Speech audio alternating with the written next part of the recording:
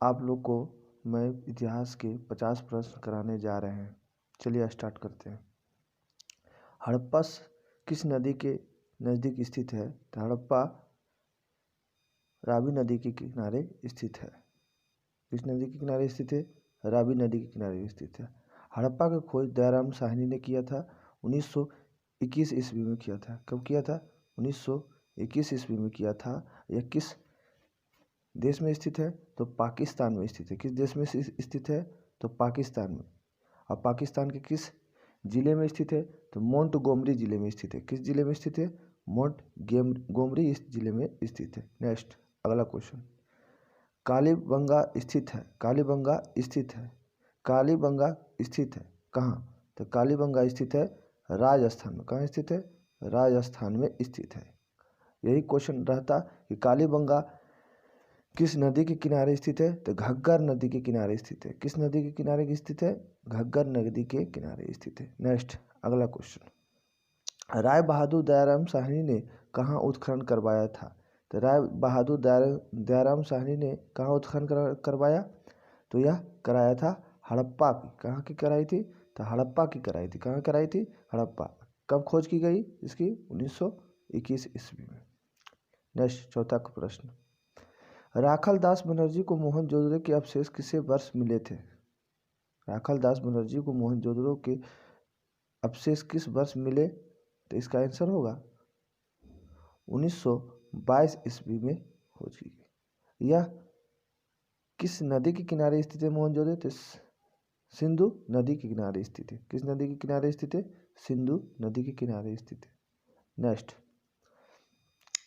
सिंधु घाटी सभ्यता में विशाल स्नानागार अवशेष कहाँ से मिले थे? तो यह कहाँ से मिले थे? तो मोहनजोदड़ो से मिले थे। यहीं से अन्नागार की अवशेष मिले थे और स्नानागार की भी अवशेष मिले थे। नेक्स्ट, धम्म महापात्रों को किसने नियुक्ति किया था? धम्म महापात्रों की नियुक्ति अशोक ने किया था। किसने किया था? अशोक ने किया था।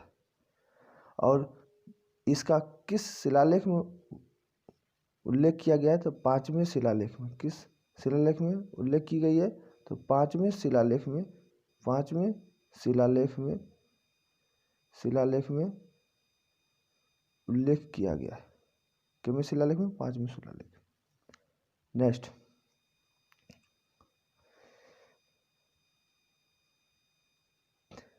त्रिपिटक साहित्य है किस धर्म से संबंधित है? तो बौद्ध धर्म से संबंधित है। किस धर्म से संबंधित है? तो बौद्ध धर्म से संबंधित है। किस धर्म से संबंधित है? बौद्ध धर्म से संबंधित है। नेक्स्ट 8वां, 16 महाजनपदों में सबसे शक्तिशाली महाजनपद कौन था? तो आपको पता है यह मगध था। कौन था? मगध था। कौन था? 16 महाजनपदों का वर्णन कहाँ से मिलता है? तो बौद्ध साहित्य के अंगुत्तर निकाय से मिलती है। कहाँ से मिलती है? अंगुत्तर निकाय से मिलती है। नेक्स्ट, अर्थशास्त्र और इंडिका से किस राजवंश के विषय में जानकारी मिलती है? अर्थशास्त्र और इंडिका से किस राजवंश की जानकारी मिलती है? तो मौर्य वंश की जानकारी मिलती है। इंडिका पुस्तक लिखा किसने? मेगास्थनीज ने लिखा था। किसने लिखा था? मेगास्थनीज ने लिखा था। और अर्थशास्त्र किसने लिखा था? तो कौटिल्य ने लिखा था। इसी को हम लोग विष्णुगुप्त के नाम से जानते हैं और चाणक्य के नाम से भी जानते हैं। नेक्स्ट, किस शिलालेख में अशोक कलिंग विजय का उल्लेख मिलता है? तो 13वें शिलालेख में उल्लेख मिलता है। 13वें शिलालेख में और भी एक उल्लेख मिलते हैं। 5 यवन राजाओं का उल्लेख मिलते हैं। 5 यवन राजाओं का उल्लेख मिलते हैं। 5 यवन राजाओं का उल्लेख मिलते हैं 13वें शिलालेख में।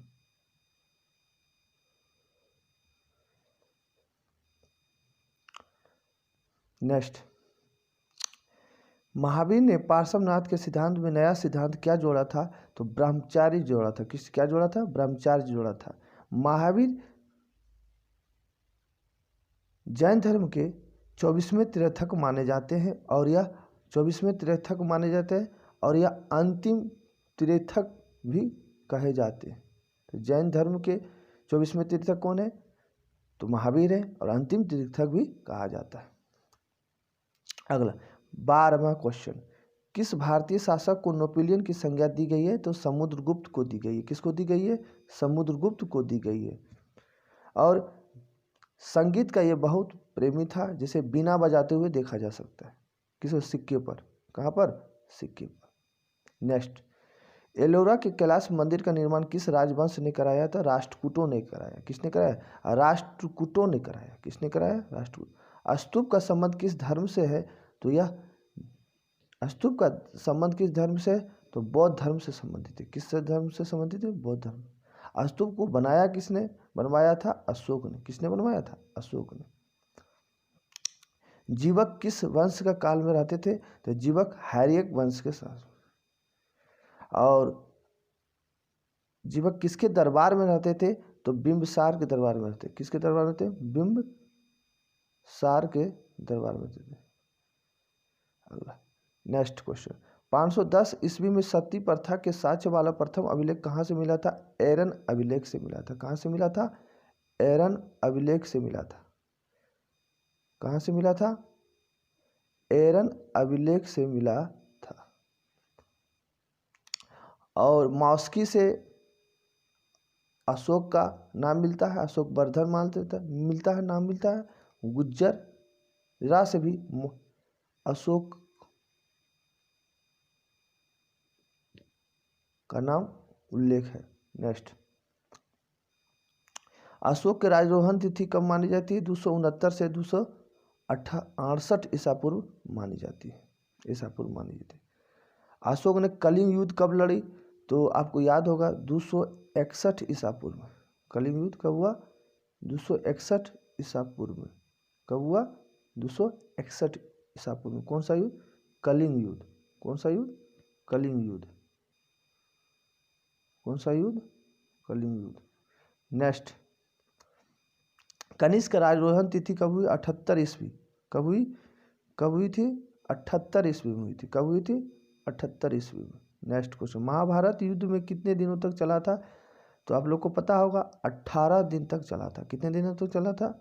18 दिनों तक। नेक्स्ट, अलबुर्नी किसके साथ भारत आए थे? तो आप लोग को पता है अलबुर्नी मोहम्मद गजनवी के साथ आए थे। नेक्स्ट, इब्न बतूता किस देश के निवासी थे? तो मोरक्को के थे। कहाँ के थे? मोरक्को के थे। कहाँ के थे?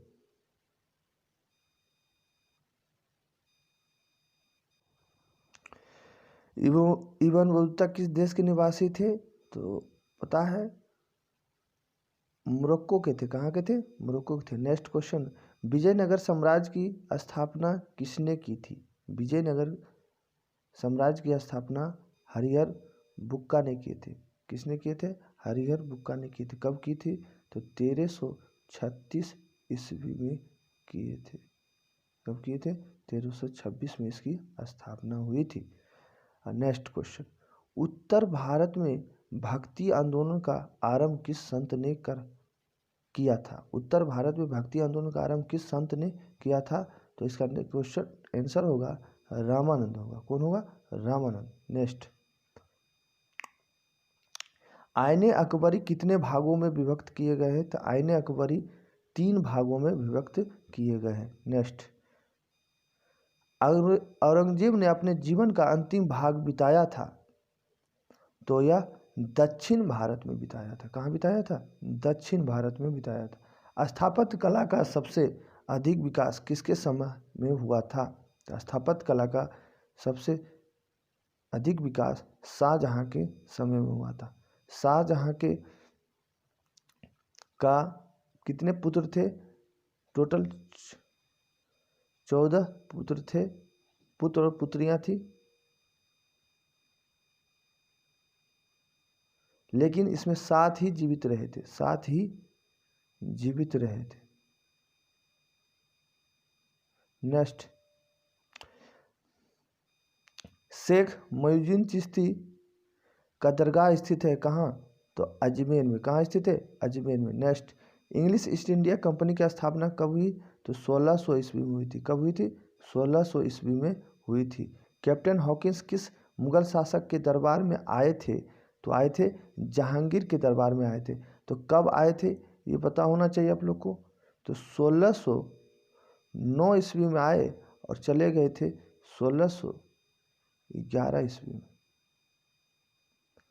नेक्स्ट, निम्नलिखित में से अकबर किस पर अधिकार नहीं कर पाया? तो मेवाड़ पर अधिकार नहीं कर पाया। नेक्स्ट, निम्नलिखित में से कौन मुगल बादशाह आलमगीर के नाम से जाना जाता है? तो आलमगीर के नाम से औरंगजेब जाना जाता है। इसे जिंदा पीर के नाम से भी जानते हैं। इसे औरंगजेब को किस नाम से जानते हैं? तो जिंदा पीर के नाम से भी जाना जाता है। नेक्स्ट, पुर्तगालियों ने गोवा पर कब अधिकार कर लिया? तो पुर्तगालियों ने गोवा पर अधिकार कर लिया था 1510 ईस्वी में। कब कर लिया था? 1510 ईस्वी में। वास्को डी गामा कब आए भारत? 1498 ईस्वी में। सहायक संधि की नीति क्रियान्वित हुई की थी कब? तो आप लोग को पता है, इसने किया था तो बेलेजली ने किया था। कब किसने किया था? बेलेजली ने किया था। अवध में 1857 के विद्रोह का नेतृत्व किसने किया? तो बेगम हजरत महल ने किया था। किसने किया था? बेगम हजरत महल ने किया था। 1857 का विद्रोह आरंभ हुआ था कि मई को? तो 10 मई को। कब आरंभ हुआ था? 10 मई को। भारतीय राष्ट्रीय कांग्रेस के संस्थापक कौन माने जाते हैं? तो आप लोग को पता है कि ए हो होम थे। भारतीय राष्ट्रीय कांग्रेस के संस्थापक किसे माना जाता है? ए हो होम को माने जाते हैं। इसकी स्थापना कब हुई थी? तो आप लोगों को पता है 1885 ईस्वी में। कब हुई थी? किसके समय में हुआ था? लॉर्ड डफरिन के काल में। लॉर्ड डफरिन के काल। नेक्स्ट, मुस्लिम लीग की स्थापना किस वर्ष हुई थी? तो 1906 ईस्वी में हुई थी। कब हुई थी? 1906 ईस्वी में। और 1907 ईस्वी में क्या हुआ था? सूरत अधिवेशन हुआ था। इसी में फूट हो गया था। किसमें? तो कांग्रेस और मुस्लिम लीग में। जलियांवाला बाग हत्याकांड कब हुआ? तो 1919 ईस्वी में 13 अप्रैल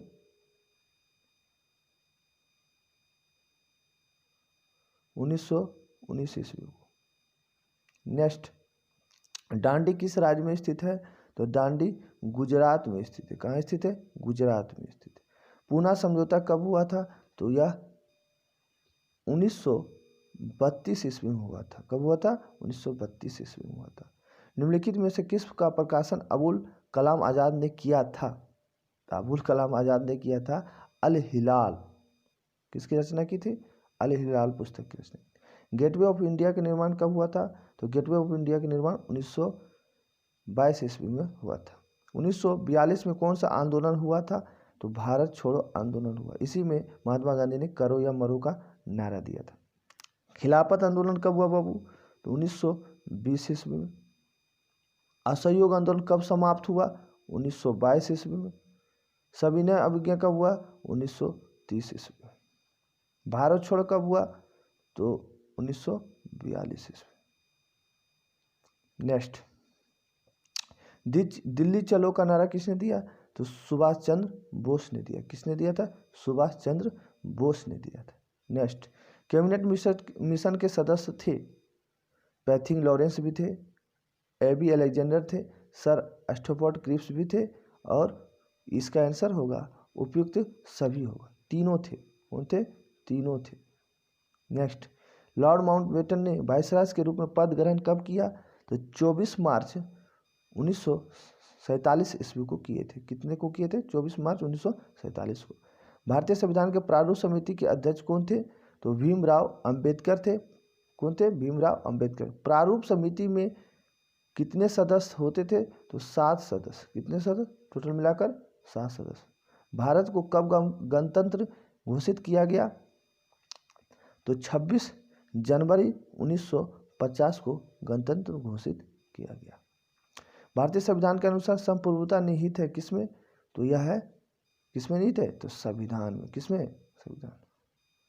भारत का सबसे विश्व का सबसे लिखित संविधान किसका है? तो भारत का। संविधान के निर्माण में कितना समय लगा? तो 2 वर्ष 11 माह 18 दिन लगे थे। कितना दिन लगे थे? 2 वर्ष 11 माह 18 दिन लगे। चलिए, आज का टॉपिक यहीं समाप्त होता है। और वीडियो अच्छा लगे तो लाइक करें और शेयर करें, और फिर नेक्स्ट मिलते हैं 50 क्वेश्चन के साथ। बाय।